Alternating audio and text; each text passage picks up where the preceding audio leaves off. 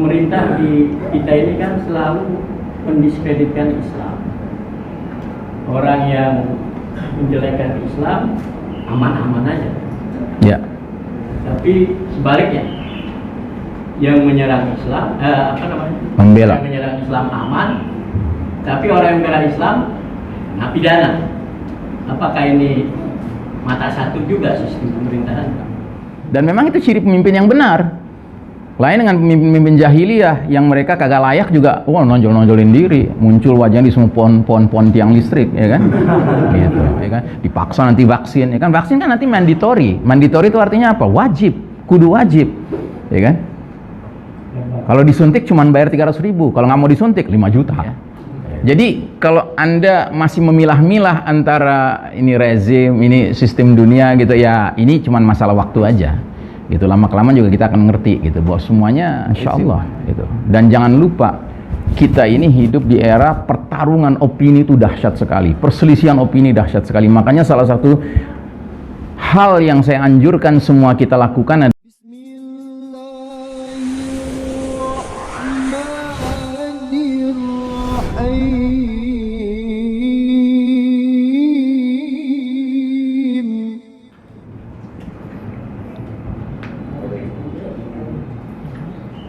terima kasih. Bismillahirrahmanirrahim. Ustaz Ihsan, untuk masalah Imam Mahdi, apakah orangnya sudah ada namanya atau orang yang muncul kemudian dia menjadi pemimpin dalam Islam kemudian dapat gelar Al-Mahdi? Jadi Mahdi ini sifat, bukan orang-orang yang tertentu sebagaimana percayaan Syiah. Jadi bagi golongan ada orang tertentu. Nah, bagi kita umat Islam ini apakah Al-Mahdi itu sifat? Jadi yang memberi hidayah, yang membawa hidayah. Yang kedua, pemerintah di kita ini kan selalu mendiskreditkan Islam. Orang yang menjelekkan Islam aman-aman aja. ya. Tapi sebaliknya, yang menyerang Islam, membela. Yang menyerang Islam aman, tapi orang yang membela Islam kena pidana. Apakah ini mata satu juga sistem pemerintahan? Demikian, alhamdulillah. Jazakallah khair, barakallahu fiik. Kumpulin aja dulu. Baik, nanti jawabannya nanti dirangkum ya. Yang kedua, Bapak siapa?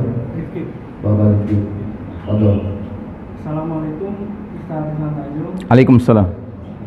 Mohon izin untuk bertanya, seperti yang Ustaz tadi sampaikan bahwa ketika Imam Mahdi turun, bahwa kita diharuskan untuk berbaiat walaupun merangkak di atas salju, Ustaz.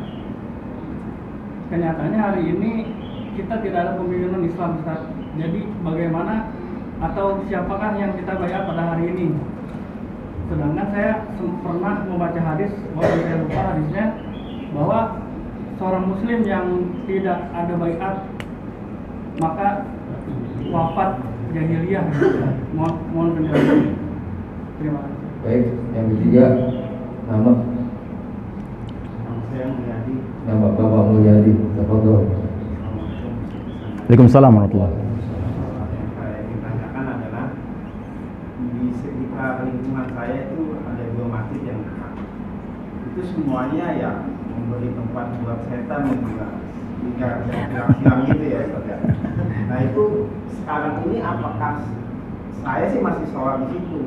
Maksudnya gini, apakah saya harus sholat tetap di situ dalam kondisi seperti itu, atau nyari masjid yang agak jauh tapi dengan resiko sering ketinggalan gitu kalau sholat subuh berjamaah Ya. gitu. Itu gimana? Iya. Baik, jazakumullah khairan. Saya jawab ya. Kepada Ustadz Ziyad, hafizahullah, jazakallah khair. Ada 2 pertanyaan ya. Sejauh yang saya pahami, Al-Mahdi di kalangan kita Ahlus Sunnah wal Jamaah juga memang sosoknya ada. Dan di antara hadis yang menyebutkan hal itu adalah hadis yang kata Nabi SAW, riwayat Imam Abu Daud, ya kan, bahwa sekalipun usia dunia sudah tinggal 1 hari, Allah akan panjangkan umur dunia ini sehingga Allah utus seorang laki-laki yang dari keturunanku, ahlul baitku, ya kan, yang namanya mirip namaku dan nama ayahnya mirip nama ayahku. Dan ini termasuk hadis yang kalau kita baca kitab-kitab para imam hadis kita, diletakkan di dalam bab tentang Al-Mahdi, ya kan. Termasuk hadis yang menggambarkan tentang Al-Mahdi itu sosoknya sudah jelas, ya kan. Itu hadis tentang pembaiatan paksa Al-Mahdi. Al-Mahdi itu akan dibayat paksa di depan Ka'bah oleh sejumlah orang yang kata Nabi mithlu ahli Badr, seperti jumlah pasukan perang Badar, 300-an sekian belas orang gitu. Dan orang-orang ini ciri-cirinya sampai digambarkan oleh Nabi, laisat lahum manatun wala uddatun wala adadun wala uddah, ya kan. Ciri 313 orang ini, satu, mereka tidak punya mana'ah, tidak punya proteksi. Artinya mereka bukan orang-orang yang katakanlah pejabat-pejabat, ya punya kekuatan, kekebalan diplomatik, kekebalan politik gitu ya. Mereka orang biasa, orang-orang soleh, orang-orang alim, ya kan. Dan kedua, mereka tidak punya jumlah yang signifikan. Nah, jumlah mereka nggak sampai 500 orang, bahkan nggak sampai 1000 orang, nggak sampai 500 orang bahkan. Cuma 300 sekian orang. Dan yang lebih penting lagi, mereka tidak punya senjata. Jadi bukan orang-orang yang bersenjata gitu, tapi orang-orang yang memang peduli dengan kondisi umat yang sedemikian sudah dilanda oleh fitnah, sampai akhirnya mereka ditakdirkan Allah hadir di waktu dan tempat yang sama untuk melakukan niat yang sama, yaitu mencari-cari laki-laki yang Allah tunjuk sebagai Amirul Mukminin fi akhir zaman, Al-Mahdi itu, ya. Jadi sosok Al-Mahdi itu jelas, artinya nas-nasnya pun jelas. Termasuk nas yang menggambarkan bahwa Al-Mahdi ini adalah Al-Mahdi, itu adalah hadis yang berkaitan dengan pembenaman bumi antara Mekah dan Madinah. Jadi katakan oleh Nabi SAW, setelah pembayatan Al-Mahdi, ya, secara paksa di depan Ka'bah itu, akan ada satu pasukan orang-orang yang membayat Al-Mahdi dan Al-Mahdinya, sudah melewati Madinah, belum sampai ke Mekah, tahu-tahu di satu tempat antara Mekah dan Madinah, namanya Baidha, ya, tempat itu mereka tiba-tiba dibenamkan ke dalam bumi. Gitu. Sampai-sampai Aisyah radhiyallahu anha bertanya, ya Rasulullah, bukankah tempat itu tempat lalu lalangnya orang umum, orang banyak, ya kan? Apakah orang-orang yang berlalu lalang di situ juga akan ikut terbenam? Kata Nabi, semua yang ada di situ akan terbenam. Gitu. Apapun niat mereka, tapi mereka akan dibangkitkan oleh Allah di hari berbangkit nanti sesuai niatnya masing-masing. Yang niatnya ikut memerangi Al-Mahdi tentu dibangkitkan dalam keadaan berdosa. Yang niatnya mau umroh, ya, mau haji, ya kan, tentu dibangkitkan dalam keadaan berpahala, berihram, bertalbiyah, begitu. Jadi sesungguhnya nas-nas tentang sosok Al-Mahdi itu tertentu di dalam literatur kita Ahlus Sunnah wal Jamaah juga cukup banyak, gitu. Dan salah satunya di antara sumbernya adalah kitab ini, Anda bisa pelajari ini, Syekh Dr. Muhammad Ahmad Al-Mubayyad di dalam ensiklopedia akhir zaman bab Al-Mahdi, ya, jelas sekali itu, nas-nasnya banyak sekali tentang Al-Mahdi itu sosok yang sudah tertentu, bukannya dia sekedar julukannya Al-Mahdi dan tidak tertentu orangnya sehingga nanti terserah siapa, ya kan, dia sudah berkiprah, nanti kita rame-rame ngasih dia gelar Al-Mahdi. Tidak.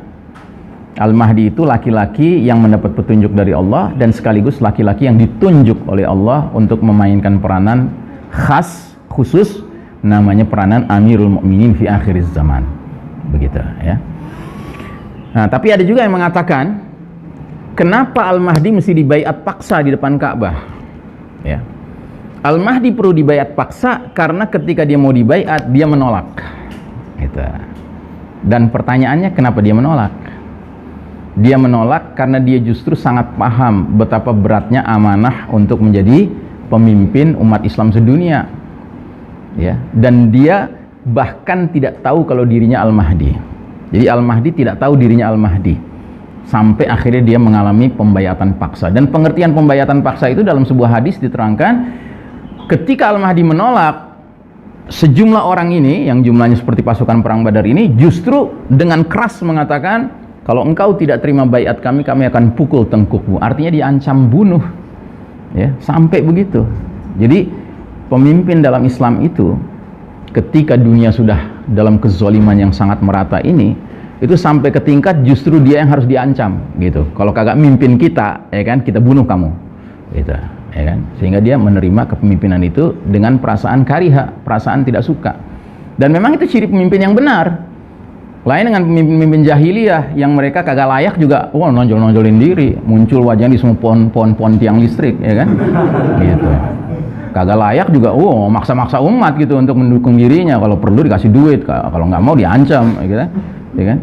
Tapi kalau pemimpin dalam Islam justru sebaliknya, dia kagak mau, justru dia didorong sama umat yang sikot, ya kan, yang bisa dipercaya, ya kan, untuk justru memimpin. Wallahu a'lam bishawab, ya. Yang kedua, apakah pemerintahan antum sekarang ini itu termasuk rezim Anwar bermata sebelah, ya kan? Kalau menurut hemat saya, semenjak kita menyadari we are living in the darkest chapter of the Islamic history, kita sedang menjalani babak paling kelam dalam sejarah umat Islam, babak mulkan jabariyah, ya. Pada hakikatnya semua mulkan ini di level manapun itu ujungnya satu. Itu ujungnya satu. Ya kan? Dan perlu antum ketahui bahwa apa yang kita alami sekarang ini bahagian dari muqaddimah, ya, menuju one global government new world order, tatanan dunia baru yang sifatnya satu pemerintahan global, gitu. Saya nggak tahu Anda pernah dengar atau tidak, ada yang namanya Agenda 21, Agenda 21. Ya, 21 ini maksudnya abad 21. Ya. Jadi Agenda 21 ini ditandatangani tahun 1992 oleh 196 negara anggota PBB. Ya. Secara kesannya kalau kita baca Agenda 21 itu kesannya wah kayaknya mau merancang sebuah dunia yang keren banget gitu. Yang peduli orang miskin, yang peduli tentang lingkungan hidup, yang peduli tentang ini, tentang itu, ya kan? Padahal ternyata ujung akhirnya Agenda 21 ini justru adalah peresmian, ya, pengokohan sebuah global government, one global government yang sifatnya otoritarian, yang sifatnya totalitarian, gitu. Dan ini yang kita alami sekarang ini sudah mukaddimahnya, ini sudah latihannya nih. Gitu. Kita dipaksa semua rame-rame pakai masker, setuju kagak setuju. Kita dipaksa rame-rame distancing, setuju kagak tidak setuju, ya kan? Dipaksa nanti vaksin, ya kan? Vaksin kan nanti mandatory. Mandatory itu artinya apa? Wajib, kudu wajib, ya kan? Kalau disuntik cuman bayar 300.000, kalau nggak mau disuntik 5 juta. Gitu. Disuntik bayar, kagak disuntik bayar, gitu loh. Nah, jadi saudaraku rahimakumullah, ini sebenarnya sudah mukaddimahnya gitu loh. Ya. Jadi kalau Anda masih memilah-milah antara ini rezim, ini sistem dunia gitu, ya ini cuma masalah waktu aja. Gitu, lama-kelamaan juga kita akan ngerti gitu bahwa semuanya it's in one hand gitu, semua di satu tangan gitu ujung-ujungnya. Yaitu menyambut Al-Masihud Dajjal, the false Messiah, ya. Wallahu a'lam bishawab. Yang ketiga, jadi kalau seandainya kita hidup dan kita mati nantinya tidak sempat berbaiat, tidakkah kita terkena hadis mitatan jahiliyah, ya kan? Ini perlu kita bahas dulu, mitatan jahiliyah itu maknanya apa? Gitu. Mati jahiliyah itu maknanya apa? Apakah itu berarti mati kafir? Gitu. Nah, jadi saudaraku rahimakumullah, saya teringat ada sebuah hadis Hudzaifah ibnu Yaman radhiyallahu an bertanya, ya Rasulullah, para sahabat banyak yang bertanya tentang khair, kebaikan. Saya justru ingin bertanya tentang syar, keburukan. Karena khawatirnya saya kalau saya tertimpa keburukan itu. Ya Rasulullah, sebelum datang Islam, kita ini hidup dalam syar, dalam keburukan. Terus datanglah al-khair, Islam ini. Apakah setelah Islam datang, akan datang syar lagi? Kata Nabi, iya, akan datang syar. Apakah setelah syar itu akan ada khair? Ada khair, tetapi khair itu dikelilingi oleh dukhnun, oleh asap. Ya. Apakah setelah khair yang dikelilingi oleh dukhnun itu akan datang syar lagi? Ya, akan datang syar, kata Nabi. Apa itu syarnya? Syarnya berupa munculnya du'atun ila abwabi jahannam, para dai yang ngajak ke pintu-pintu api neraka. Terus kata Nabi, wah, kata Hudzaifah, jelaskan padaku sifat-sifat mereka supaya aku bisa selamat dari tipu daya mereka. Kata Nabi, mereka akan berbicara dengan lisan yang kalian gunakan juga, dan mereka akan berpakaian dengan pakaian yang kalian pakai juga, ya. Nah, menurut tafsirnya mereka akan menggunakan dalil ayat hadis yang sama, ayat dan hadis juga, gitu. Dan mereka akan berpenampilan kayak kalian juga, penampilan orang Islam, gitu, ya. Terus kata Huzaifah, ya Rasulullah, kalau aku ketemu dengan zaman itu, apa yang mesti kukerjakan? Kata Nabi, utruk kullal firaq, kan? Tinggalkan semua firqah-firqah, kelompok-kelompok, ya kan? Dan hendaknya engkau gigit akar pohon, ya sampai kematian menjemputmu, gitu. Nah, akar pohon ini apa maknanya? Akar pohon itu akar syajarah, ya kan? Syajarah itu syajarah thayyibah. Berasal dari apa? Kalimah thayyibah. Ya kan? Peganglah tauhid itu sampai akhir hayatmu. Gitu. Kalau saya memahami hadis ini justru lebih cocok dengan kondisi kita sekarang. Gitu. Karena apa? Karena kita sekarang pada hakikatnya memang berada dalam sebuah situasi leaderless. We are leaderless hari ini. Nggak ada pemimpin sekarang ini. Siapa pemimpin kita sekarang? Nggak ada. Gitu. Setiap kelompok manapun mau menawarkan pemimpin untuk jadi pemimpin seluruh umat Islam, mungkin kelompok itu setuju, kelompok lain kagak setuju. Akan selalu begitu. Kenapa? Karena fitnah sudah dahsyat sekali sekarang, perpecahan sudah dahsyat sekali sekarang. Makanya saya sampai ke titik keyakinan, memang babak keempat ini babak paling kelam, yang berarti nanti babak kelima babak yang sangat cerah. Dan tidak bisa tidak, tegaknya khilafah ala minhajin nubuwah mensyaratkan muncul pemimpin yang pilihannya pilihan Allah, bukan pilihan manusia lagi. Gitu. Siapa itu? Al-Mahdi. Insyaallah taala. Ya kan? Makanya dari sekarang minta sama Allah supaya dipanjangkan umur sampai diizinkan bisa berbaiat pada Al-Mahdi. Kalau antum sudah meninggal dalam keadaan sudah minta kayak gitu, mudah-mudahan antum tidak dikategorikan mati jahiliyah. Gitu. Kita mati jahiliyah kalau memang nggak peduli dengan siapa pemimpin, dan kita nggak pernah peduli dengan bagaimana mempersiapkan diri untuk bisa bergabung dengan kepemimpinan yang sah itu, yang certified leader itu. Mungkin kita bisa matinya mati jahiliyah. Tapi kalau kita sudah memohon pada Allah, ya kan, minta ditunjuki, ya kan, insya Allah gitu. Dan jangan lupa, kita ini hidup di era pertarungan opini itu dahsyat sekali, perselisihan opini dahsyat sekali. Makanya salah satu hal yang saya anjurkan semua kita lakukan adalah kalau sholat malam, pilihlah salah satu doa pembuka sholat malam yang Nabi ajarkan, yang berbunyi Allahumma rabba Jibril wa Mikail wa Israfil fatirus samawati wal ardi alimal ghaibi wa syahadati anta tahkumu baina ibadika fima kanu fihi yakhtalifun ihdini limakhtulifa fi ihdini ilal haqqi limakhtulifa bainan nasi, ya kan, ila siratim mustaqim. Ya Allah, engkau Rabbnya Jibril, Mikail dan Israfil. Engkau pencipta langit dan bumi, engkau penguasa pengetahuan yang gaib maupun yang nyata. Engkau adalah hakim dalam perkara yang manusia perselisihkan. Ya Allah, tunjukilah aku jalan yang lurus atau kebenaran di tengah-tengah perselisihan antar manusia menuju jalanmu yang lurus, ya kan? Ini doa yang sangat kita perlukan sekarang. Karena kita sekarang hidup di era penuh perselisihan. Dan Nabi juga mengatakan munculnya Al-Mahdi itu sangat berbanding lurus dengan perselisihan udah makin rame. Ya ubasyirukum bil mahdi yub'atsu fi ummati ala ikhtilafin minan nasi.